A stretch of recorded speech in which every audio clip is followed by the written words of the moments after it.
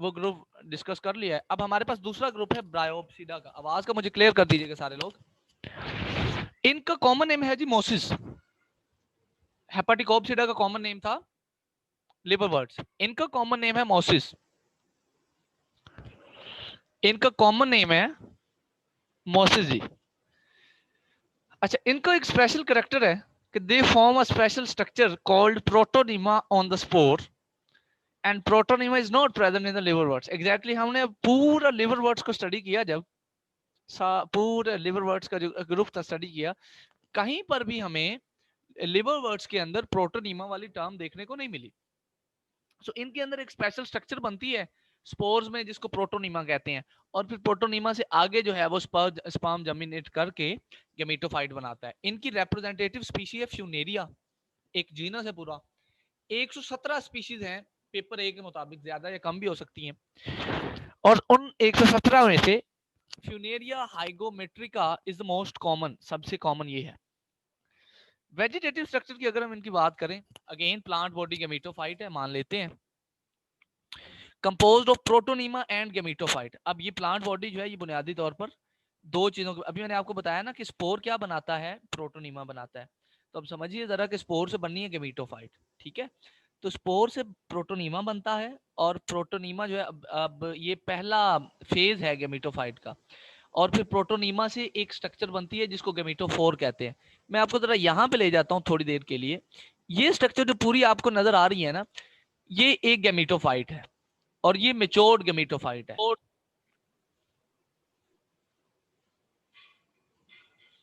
और ये जो है, आवाज का अभी भी इशू है, मुझे बताएं जरा।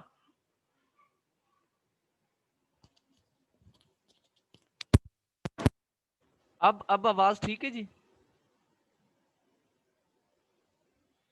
आयशा आप अपनी जो है वो माइक वगैरह चेक करें, वह हैंड फ्री दोबारा लगा के देखें, कुछ और ट्राई कर लें। चलें, ठीक ठीक है, ठीक है, वो आयशा का इशू होगा कोई और। चले, सो मैं ये कह रहा हूँ, ये अब ये स्ट्रक्चर देखिए थोड़ी सी, ये है एक गेमेटोफाइट की मेच्योर्ड स्ट्रक्चर, यानी मेच्योर फॉर्म में गेमेटोफाइट इस तरह का होता है। सो स्पोर से पहले प्रोटोनीमा बनता है, प्रोटोनीमा बुनियादी तौर पर गेमेटोफाइट ही है, और प्रोटोनीमा से फिर बाद में ये पूरी स्ट्रक्चर बनती है जो आपको स्क्रीन पे नजर आ रही है। इस पूरी स्ट्रक्चर को हम बोलते हैं गेमेटोफोर। हम बोलते हैं गेमेटोफोर, यानी ऐसी स्ट्रक्चर जिसके ऊपर गेमीट्स प्रेजेंट हैं या गेमीट्स बनेंगे, तो उसको हम बोलते हैं gametophore. Now this is gametophore. मैं आपको यहां पर कह रहा हूं कि जो टोटल गेमेटोफाइट है वो बुनियादी तौर पे दो चीजों की बनी होती है, प्रोटोनीमा और गेमेटोफोर। तो जो प्रोटोनीमा है ये इनिशियल स्ट्रक्चर है, और फिर प्रोटोनीमा से बाद में गेमेटोफोर बन जाता है, जो मैंने ये अभी आपको दिखाया। Protonema is prostate. अब जो इनिशियल स्ट्रक्चर होती है जिसको हम प्रोटोनीमा कहते हैं, ये होता है, ये प्रोस्टेट होती है, यानी जमीन के साथ प्रेजेंट होती है, जमीन के साथ प्रेजेंट होती है, और it give rise to leafy shoots called gametophore. वही बात होगी ना कि इससे फिर जो है वो गेमेटोफोर बनता है। Protonema is short lived. थोड़े अरसे के लिए प्रोटोनीमा बनता है, थोड़े अरसे के लिए प्रोटोनीमा बनता है, और बाद में इसकी डेथ हो जाती है, और इससे ये गेमेटोफोर बन जाता है जो मैंने आपको अभी दिखाया। So the adult plant consist only of gametophore. So adult plant जो हमें देखने को मिलेगा वो सिर्फ और सिर्फ गेमेटोफोर का बना होगा, and it is differentiated into stems and leaves. ये हमें स्टेम भी नजर आ रही है और ये लीव्स भी नजर आ रहे हैं। And it has sex organs at the tip. जनाब, इसके सेक्स ऑर्गन्स कहाँ होते हैं? टिप पे होते हैं। अब मैं आपको दिखाता हूँ कि कहाँ पे टिप पे हैं। इस स्ट्रक्चर पे हम चलते हैं, इसको हम करेंगे जूम। ये देखिए, इसके अंदर होती हैं दो ब्रांचेस। ये ब्रांच जो आपको लेफ्ट साइड पे नजर आ रही है और जिसका साइज छोटा है, इसको मैंने मजीद जूम कर दिया। सो ये ब्रांच जो है ये एक्चुअली मेल ब्रांच है या मेल पार्ट है। इसका जो टर्मिनल होगा, जो एंड होगा, यहाँ पर एंथ्रीडिया मौजूद होगा, और उस एंथ्रीडिया के अंदर एंथीरोजोइड मौजूद होंगे। अभी अगर हम आ जाए फीमेल ब्रांच के ऊपर, तो ये देखिए राइट साइड पे जो ब्रांच है वो फीमेल ब्रांच है, और इसकी ये जो टिप है, ये ऊपर आपको कैल्पेट्रा और कैप्सूल वाली जो दो हेडिंग्स हैं वो नजर आ रही होंगी। ये कैप्सूल से ऊपर एक्चुअली जो इसके हैं गैमीट्स बनते हैं फीमेल ब्रांच की, यानी आर्चिगोनिया वहां मौजूद होता है। तो एंथ्रीडिया और आर्चिगोनिया मौजूद होंगे टिप्स के ऊपर। अब इसके अंदर ना जी दो तरह के सेल्स होते हैं। Colourless cells and foliage cell, sorry, दो तरह के लीव होते हैं, कलरलेस लीव्स और foliage leaves. So colorless leaves are scale like and they are present on prostate branches. Prostate branches कौन सी हैं? ये वाली जो नीचे हैं, प्रोटोनीमा के अंदर मौजूद होंगी। अभी यहाँ पर तो फिर हमें नजर ही नहीं आ रही ना, क्योंकि ये सिर्फ गेमेटोफोर है। तो ये जो कलरलेस लीव्स हैं जो स्केल लाइक होते हैं, ये प्रोटोनीमा पे मौजूद होते हैं। और दूसरी टाइप है हमारे पास foliage leave, they are present on upper branches, ऊपर वाली ब्रांचेस पे प्रेजेंट होते हैं और गेमेटोफोर में मौजूद होते हैं जी।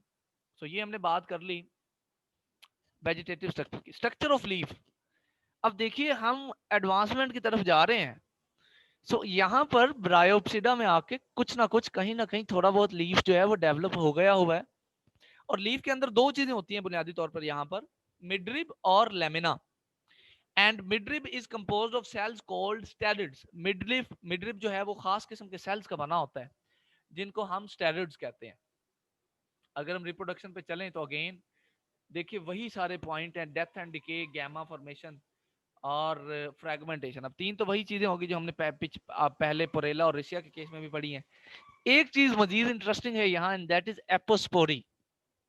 ये एक नया मेथड है वेजिटेटिव रिप्रोडक्शन का जो हमें इसके अंदर देखने को मिल रहा है फ्यूनेरिया के अंदर। इसमें क्या होता है, sporophyte tissue is bounded, sporophyte के टिश्यू को थोड़ी सी चोट लग जाती है, and bounded part produces protonema, और वाउंडेड पार्ट से प्रोटोनीमा बनता है। फिर उस प्रोटोनीमा पे बर्ड बनती है और गेमेटोफाइट डेवलप हो जाता है फ्रॉम दैट बर्ड। अब यहाँ पर एक चीज जो समझने वाली है, आमतौर पर जो गेमेटोफाइट होता है, आमतौर पर जब जो गेमेटोफाइट होता है वो आपको पता है हैप्लॉइड होता है। और हैप्लॉइड गेमेटोफाइट कब बनता है, जब स्पोर मदर सेल में, जो स्पोरोफाइट के नॉर्मल सेल होते हैं जिनको हम स्पोर मदर सेल कहते हैं, उसमें होती है मियोसिस और उससे 4 स्पोर्स बनते हैं और वो चारों स्पोर हैप्लॉइड होते हैं और उन हैप्लॉइड स्पोर्स से गेमेटोफाइट बनती है। अब यहाँ पर हम क्या पढ़ रहे हैं कि in case of apospory sporophyte tissue जो है वो जख्मी हो जाता है और उससे प्रोटोनीमा बनता है, प्रोटोनीमा से बड बनती है और उससे गेमेटोफाइट बन जाता है। तो यहां पर आप देखिए,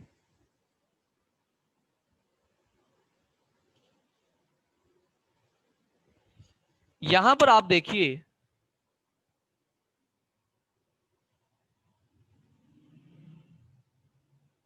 अभी कैसी है आवाज?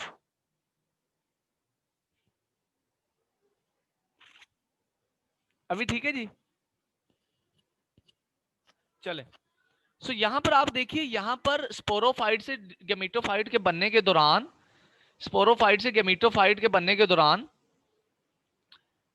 कहीं भी मियोसिस नहीं हुई। सो एपोस, मैं समझाना आपको ये चाह रहा हूं कि एपोस्पोरी के रिजल्ट में जो गेमेटोफाइट बनती है वो डिप्लॉइड होती है, एबनॉर्मल गेमेटोफाइट बनती है, डिप्लॉइड गेमेटोफाइट, यानी उसके जो गेमीट बनेंगे वो डिप्लॉइड होंगे। चलें जी आगे चलते हैं। सेक्स और रिप्रोडक्शन जी, ये मोनोइशियस होता है फ्यूनेरिया, यानी दोनों ही जो रिप्रोडक्टिव ऑर्गन है वो एक ही प्लांट में मौजूद होते हैं। तो हमने ऊपर पढ़ा कि एक ब्रांच पे मेल ऑर्गन होता है, दूसरी पे फीमेल ऑर्गन होता है। अब मेल ब्रांच के ऊपर एंथ्रीडिया होगा, इन एंथ्रीडिया को एक खास किस्म के लीव्स ने सराउंड किया होता है जिनको कहते हैं जी हम पेरिकेटम, पेरिकेटल लीव्स, पेरिकेटल लीव्स। ऐसे लीव्स जिन्होंने एंथ्रीडिया को सराउंड किया हुआ है उनको हम कहते हैं पेरिकेटल लीव्स। अब ये पेरिकेटल लीव्स एक पूरा इन्वेल्प बनाते हैं, जिस पूरे इन्वेल्प को पेरिकेटम कहते हैं। ये तो होगी मेल ब्रांच की बात। Female branch, it has archegonia, इसमें कोई लीव नहीं होते जिन्होंने सराउंड किया होता है आर्चिगोनिया को। ये एक डिफरेंस हो गया मेल फीमेल ब्रांच का। And it arises from the base of male plant. आप यहां देखें, यहां देखें फीमेल ब्रांच उग कहां से रही है, देखिए इसका ओरिजिन देखिए यहां पर। तो ये उग रही है जहां से मेल ब्रांच उग रही है, right from where the male branch is arising, from that base this female branch is also arising. So ये वहां से उगती है जहां से मेल ब्रांच उग रही होती है। तो ये हमने गेमेटोफाइट की बात कर ली। गेमेटोफाइट एंथ्रीडिया आर्चिगोनिया के अंदर एंथीरोजॉइड और एग बनाएगा, वो दोनों पानी के थ्रू किसी ना किसी तरह एक दूसरे तक पहुंच जाएंगे, फर्टिलाइजेशन करेंगे, जाइगोट बनाएंगे और वो जाइगोट आगे स्पोरोफाइट बना देगा। अब आ जाए स्पोरोफाइट के ऊपर। स्पोरोफाइट में फुट होता है, ये तो वो स्ट्रक्चर होगी जहां से फुट स्पोरोफाइट ने फूड लेनी है। फिर सीटा और कैप्सूल होता है। मैंने आपको पीछे पुरेला में बताया कि सीटा और कैप्सूल जो है वो, कैप्सूल ऊपर वाला वर्टिकल पोर्शन है और सीटा वो पोर्शन है जो फुट को कैप्सूल से अटैच कर रहा है। अब यहां पर इसके अंदर स्पोरोफाइट के अंदर कैप्सूल के ना 3 पार्ट होते हैं जी, एपोफाइसिस, थीका और अपर्कुलम। ये देखिए ये है कैप्सूल, ये देखिए ये ऊपर कैप्सूल बना हुआ है। इस कैप्सूल के बुनियादी तौर पर 3 पार्ट होते हैं। सो ये देखिए, ये आपको 2 ब्रांचेस नजर आ रही है, मेल ब्रांच और फीमेल ब्रांच। ये दोनों गेमिटोफाइटिक स्ट्रक्चर है, और जहां पर फीमेल ब्रांच एंड हो रही है और एक पतला सा ऑप्शन पोर्शन ऊपर को निकल रहा है, यहां से स्टार्ट हो जाती है sporophyte. Now that seta and the capsule and calyptra, ये तीनों structures they are actually the part of the sporophyte. ठीक है जी। सीटा, अब नीचे फुट उन्होंने मेंशन यहां नहीं किया, लेकिन जहां से ये स्पोरोफाइट गेमेटोफाइट के साथ अटैच्ड है वो फुट वाला पोर्शन होगा। और ये जो एक इलोंगेटेड पोर्शन है, इसको हम सीटा बोलेंगे, इसको हम सीटा बोलेंगे, और जो ऊपर वाला पोर्शन है इसको हम बोलते हैं कैप्सूल। अब इस कैप्सूल के बारे में मैं कह रहा हूं कि इसके 3 पार्ट होते हैं, एपोफाइसिस, थीका और अपर्कुलम। एपोफाइसिस इसका स्वॉलन रीजन है और ये स्टीराइल होता है, यानी इसमें ऐसे सेल होते हैं, इसमें ऐसे सेल होते हैं जो रिप्रोडक्शन नहीं कर सकते। थीका जो है, this is actually the central part, और इसमें भी एक स्टीराइल पोर्शन होता है जिसको कहते हैं कोल्यूमेला। अब इस कोल्यूमेला के इर्द गिर्द कुछ सेल होते हैं जो, जिनको हम कहते हैं जी spore cell, spore mother cells, जो आगे स्पोर्स बनाते हैं। तो बुनियादी तौर पे एक पार्ट कैप्सूल का एपोफाइसिस वो भी स्टीराइल, और दूसरा पार्ट कोल्यूमेला वो भी स्टीराइल। अब उस कोल्यूमेला के गिर्द कुछ सेल होते हैं जो कि स्पोर बना सकते हैं। So that was our second group, Bryopsida. एक को हमने डिस्कस किया। आखिरी हमारा ग्रुप है एंथोसिरोप्सिडा। इनको जी हम हॉर्नवर्ड्स कहते हैं। दोबारा से याद कर लीजिए, हेपाटिकोप्सिडा को लिवरवर्ड्स कह रहे थे, ब्रायोप्सिडा को हम मोसिस कह रहे थे, इनको हॉर्नवर्ड्स कहते हैं। They are slightly advanced. Saima, अब आप जरा ध्यान दीजिएगा, वो हमारा वो पॉइंट क्लियर हो जाएगा कि स्पोरोफाइट कहाँ पे फुली डिपेंडेंट है और कहाँ पे जो है वो पार्शली डिपेंडेंट है। तो अब यहाँ पे मैंने एक लाइन लिखी है, the sporophyte is only dependent in early stages, यानी जब स्पोरोफाइट नई नई बनेगी उस टाइम पे ये डिपेंडेंट होगी, लेकिन जैसे ही स्पोरोफाइट मेच्योर होती है तो उसके अंदर फोटोसिंथेटिक सेल्स बनना शुरू कर देते हैं और वो इंडिपेंडेंट हो जाती है, मजीद उसको खुराक की जरूरत नहीं होती। पहले दोनों ग्रुप्स में हमने पढ़ा, एंथोसिरोप्सिडा में और ब्रायोप्सिडा में, कि सारी उम्र जो स्पोरोफाइट है, जो औलाद है गेमेटोफाइट की, वो खुद कोई काम नहीं करती, कमाई नहीं करती, कोई नौकरी शौकरी नहीं करती, और सारी उम्र बाप से पैसे लेती है, जो कि गेमेटोफाइट है उसका। लेकिन ये एंथोसिरोप्सिडा का जो स्पोरोफाइट है, ये थोड़ा सियाना है, सियाना बच्चा है, गीगा काका है, गीगा नहीं, आई मीन टू से।